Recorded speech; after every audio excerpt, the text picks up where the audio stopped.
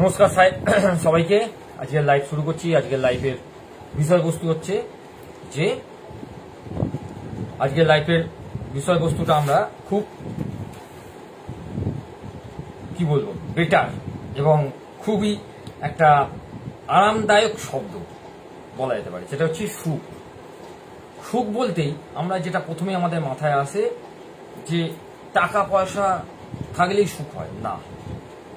প্রথমেই এই ধারণাটা থেকে আপনাদের বেরিয়ে আসতে হবে যে টাকা পয়সা থাকলে সুখ হয় না।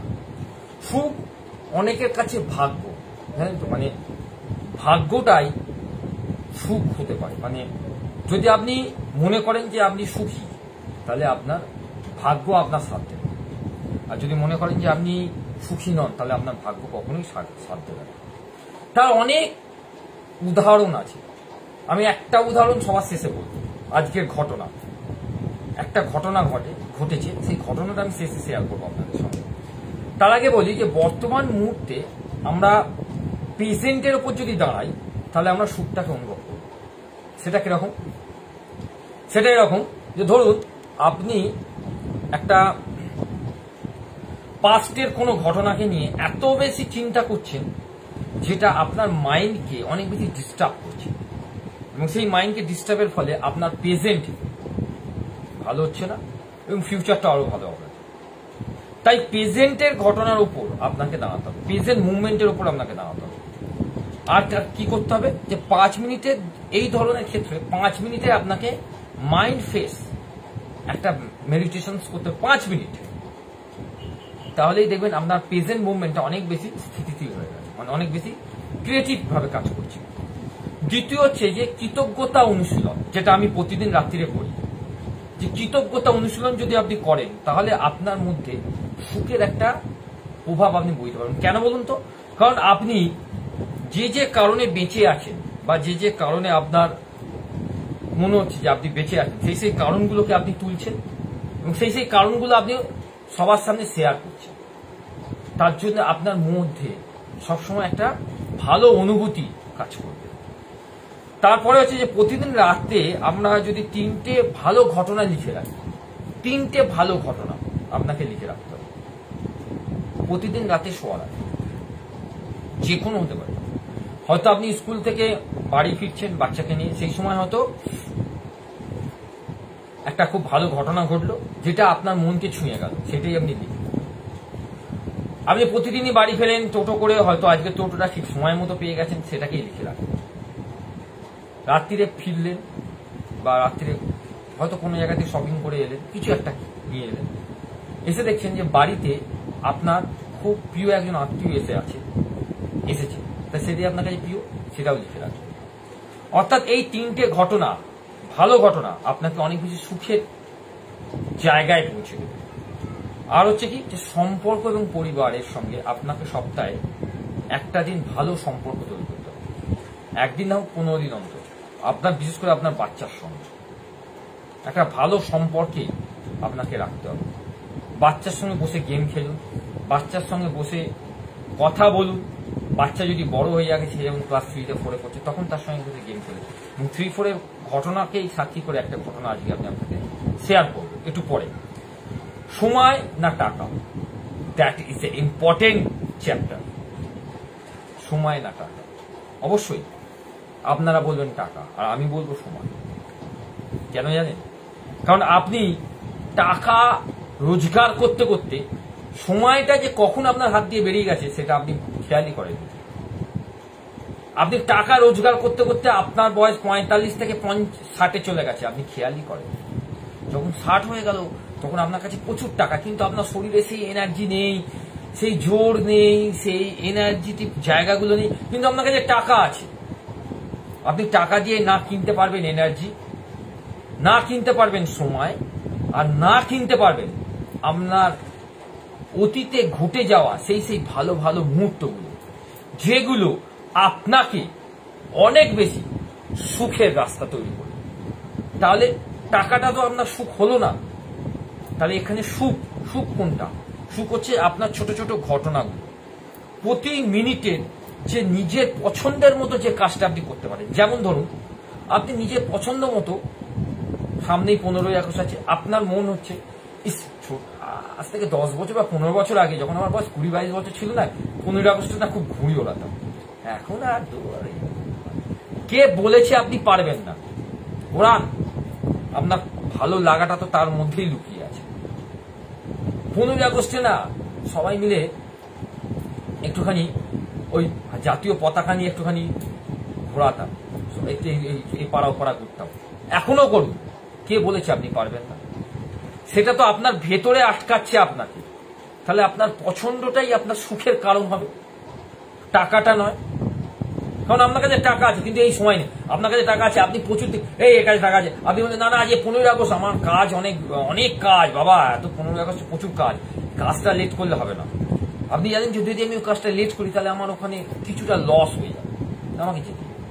অর্থাৎ আপনার লসের চক্করে আপনার সময় হাত দিয়ে বেরিয়ে গেল, আপনার বয়স বেরিয়ে গেল, এবং আপনার ভালো লাগাগুলো বেরিয়ে গেল, এবং তারই সঙ্গে আপনার ভালো ভালো জিনিসের অভিজ্ঞতাগুলো একই সঙ্গে বেরিয়ে গেল, যে অভিজ্ঞতাগুলো আপনার সুখের মুহূর্ত হতে পারে।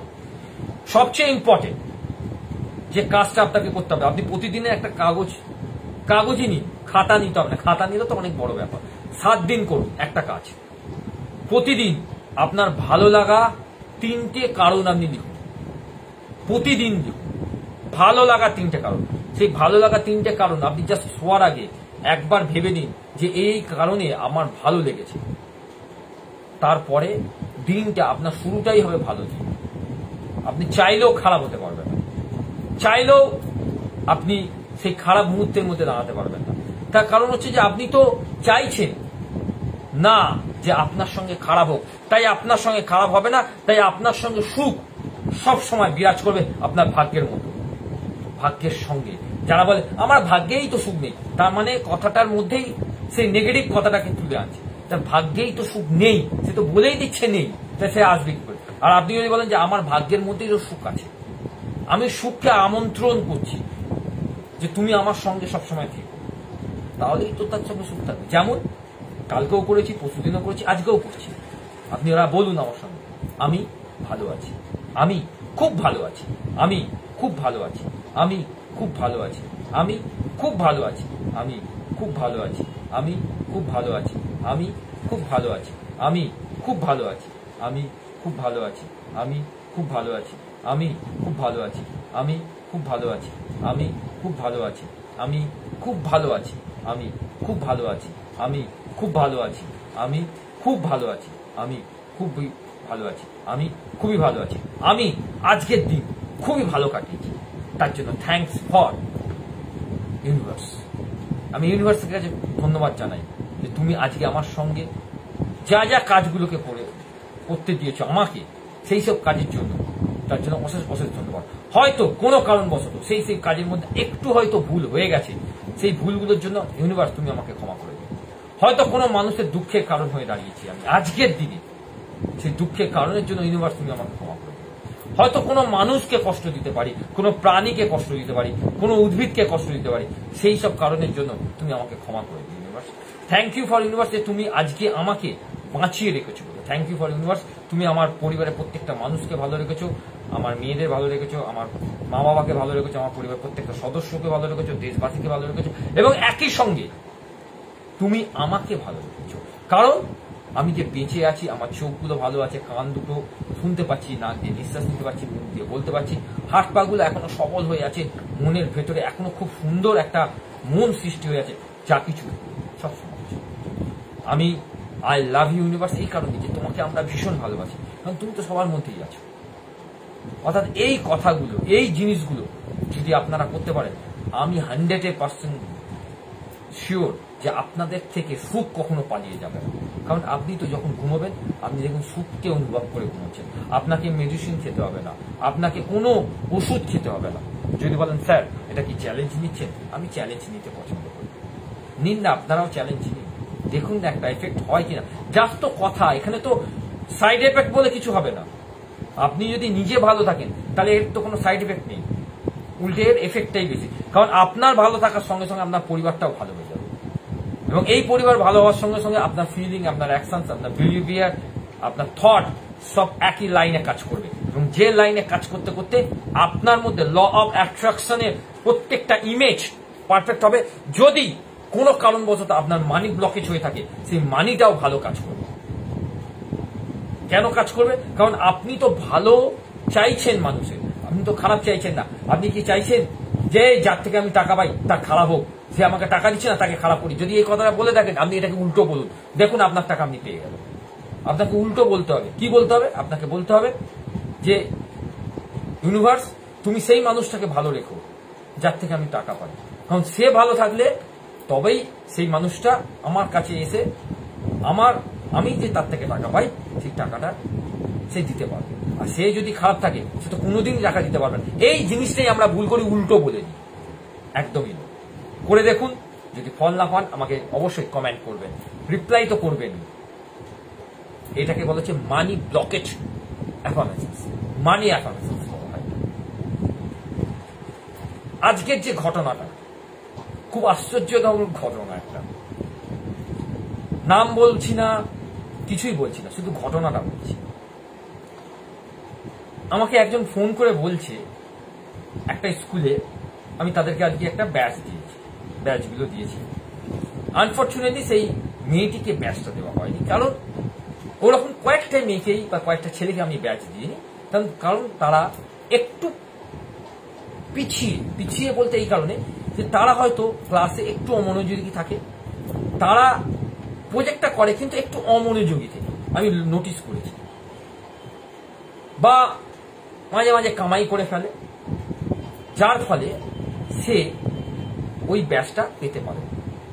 ইন্ডিয়ান ব্যাচ একটা এরকম যেমন করে আছে, এর থেকে একটু ছোট ব্যাচ, ইন্ডিয়ান ব্যাচ। সেই মেয়েটি বাড়িতে গেছে, বাড়িতে গিয়ে তার গার্জেনকে বলেছে, কান্নাকাটি করেছে, এবং সেই গার্জেন আমাকে ফোন করে, খুব আশ্চর্য লাগলো, কথাটা হাসিতেই বলছি। উনি আমাকে ফোন করে বলছেন যে স্যার, আপনি কি একটা ব্যাচ দিতে পারতেন না? আমার মেয়ে তো বাড়িতে এসে খুব কান্নাকাটি করছে। এখান থেকে আমি কি বুঝবো? এবার দেখুন, উনি বলছেন ওনার তরফ থেকে যে আপনি দিলে সবাইকে দেবেন, নাহলে কাউকেই দেবেন না। এটা ওনার কথা, তার মানেটা এরকম দাঁড়ালো। মানে উনি সিচুয়েশনটাকে বোঝার চেষ্টা করলেন না। তারপর আমি তাকে বোঝাবার চেষ্টা করলাম সিচুয়েশনটা এই ব্যাপার, তাও উনি বুঝলেন না। লাস্টে আমি বললাম যে আমি নেক্সট দিন যখন যাবো আমি অবশ্যই আপনার মেয়েকে বলবো। এর বাইরে আমি কি বলতে পারি? কারণ উনি সিচুয়েশনটাই বোঝার চেষ্টা করলেন না যে আমি কেন এই কথাটা, কেন তাকে ব্যস্ত দিন। এবং আমি লাস্টে বলে এসেছিলাম সবাইকে যে অবশ্যই তোমরা পরের বার ভালো করো, তোমরা অবশ্যই এই ধরনের ব্যাচ তোমরা অবশ্যই পাবে। কিন্তু সে তার মেয়েকে প্রায়োরিটি দিচ্ছে এই ভেবে, বা এই জায়গাটা সে ভুল করছে এই জায়গা থেকে, যে আজকে মেয়েটি যে অন্যায় কাজের জন্য তার বাবার থেকে হ্যাঁ করিয়ে নিল, আগামীকাল বা আগামী দিনে এর থেকে অনেক বড় ঘটনা যদি ঘটে, তখনও তার বাবা হ্যাঁ বলেই সেই মেয়েটিকে বিপদের দিকে ঠেলে দেবে। এই দৃষ্টিভঙ্গি থেকে সে দেখতে পাচ্ছে না। আজকে আমার কাছে নয় ব্যাপারটা হয়ে গেল, অন্য কোনো টিচারের কাছে বলে ব্যাপারটা সে ভালোভাবে নিত না, উল্টে সে খারাপভাবেই সেই গার্জেনকে দোষারোপ করত। মানে এটা অ্যাকচুয়ালি একটা কম্পিটিশন। সেই কম্পিটিশনে আমরা কি জানি, যদি 400 জন বসে, সেখান থেকে 10 জনকে প্রাইজ দেওয়া হয়, বাকি কি 390 জনকে দেওয়া হয়। সেই রকম ধরনের তো একটা কম্পিটিশন ছিল। সেই কম্পিটিশনে ম্যাক্সিমামটাই উইন হয়েছে। যারা উইন হয়নি আমি বলেছি তাদের জন্য নেক্সট একটা সুযোগ হয়েছে, তাও তোমরা পাবো। আর আমার উদ্দেশ্য তো সবাইকে ব্যাচ দিচ্ছি। এটা যদি দেওয়াই হতো তাহলে তো আমি এই কম্পিটিশনের কথাই বলতাম না, আর তাহলে এত কিছুই করতাম না, সবাইকে। তাহলে আমি ওনাকে প্রশ্ন করলাম, আচ্ছা বলুন তো তাহলে, যে ছেলেটি স্কুল একদমই আসে না, আজকে আনফরচুনেটলি এসে গেছে, তাকে আমি যখন ব্যাচটা দিয়ে দেবো, সে তখন বলে দেখ আমি না পড়েও ব্যাচ পেলাম, আর তোরা পড়ে ব্যাচ পেলি। এই দুটোর মধ্যে অন্তরটা কোথায় হবে? আপনি আমাকে উত্তরটা দেবেন। সে একটা কথাতেই দাঁড়িয়ে রইল স্টিল, যে আমার মেয়ে ব্যাচ না পেয়ে কাঁদছে, আপনার এটা করা উচিত হবে অবশ্যই। তার জন্য আমি অন ক্যামেরা বলছি, যদি এটা ওনার অভিযোগ থাকে আমার বিরুদ্ধে, অবশ্যই সেই অভিযোগটা আমি মাথা দেব। ওনার দিক থেকে আমার এটা করা উচিত হবে, কিন্তু আমার দিক থেকে আমি ঠিক পথেই ছিলাম, কারণ আমি একজন টিচার, আমি একজন সাইকিয়াট্রিস্ট। আমি যেভাবে দেখছি সেভাবে উনি দেখছেন। এটাই আজকের ঘটনা। এরকম প্রচুর ঘটনা আমার সঙ্গে ঘটে। সেই ঘটনাগুলো আমি হয়তো আপনার সঙ্গে লাইভে শেয়ার করব। যাওয়ার আগে কালকের লাইভ আমি করব, কিন্তু 15 তারিখ 16 তারিখ আমি ছুটি নেব, এটুকুনি বলতে। হয়তো 15 তারিখ করলেও করতে পারি, কারণ স্বাধীনতা দিবসের দিন মনটা ভারতীয় হিসেবে একটা হয়তো লাইভ করতেই হয়, একটা ভারতীয় হিসেবে লাইভ করব, কিন্তু তারপরের দিন 16ই আগস্ট ছুটি নেব, কিন্তু প্রপার টাইমে একটা ভিডিও আমি আপলোড করার চেষ্টা করব ঠিক 10টার সময়, যাতে আপনারাও ব্যাপারটা রিয়েলাইজ করুন। ততক্ষণের জন্য আপনারা সবাই ভালো থাকুন। আজকের লাইভ এখানে শেষ করছি। সবাই ভালো থাকুন। Good night.